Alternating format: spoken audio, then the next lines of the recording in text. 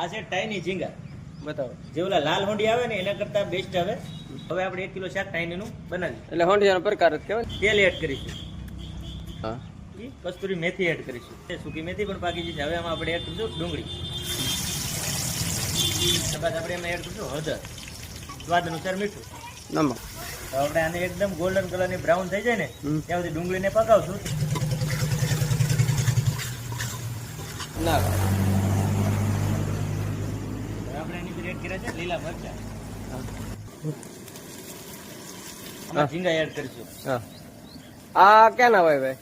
એ લોકો લાવતા જાફરાબાદથી, વેરાવળથી, એ આપણને ખબર નથી, પણ આનો ટેસ્ટ બહુ સારો આવે છે. 1-2 કસ્ટમર આપણી પાસે બનાવી ગયેલા છે અને એને ટેસ્ટ જામ્યો પછી જ આપણે આ બનાવી. હવે આમાં આપણે એડ કરીશું પાણી થોડું.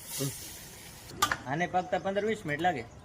ચિકન બિરયાની છે તો એને 120 રૂપિયા એક ફૂલના ભાવ છે. પછી મટન બિરયાની છે તો એના 150 રૂપિયા છે.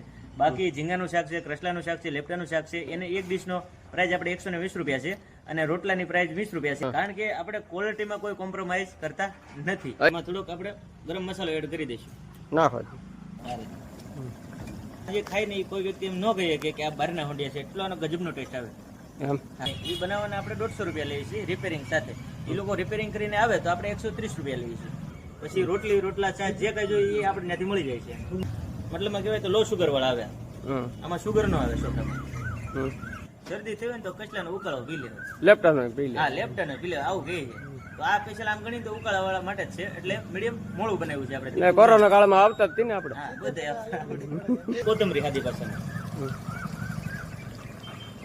એ ભાવનગર જિલ્લો, તળાજા તાલુકો, સરતાનપર બંદર ગામ, મચ્છી માર્કેટની આગળ A1 કિંગ નોનવેજ સેન્ટર. એ તો આપણે દેખાડ્યું છે સરનામું તો.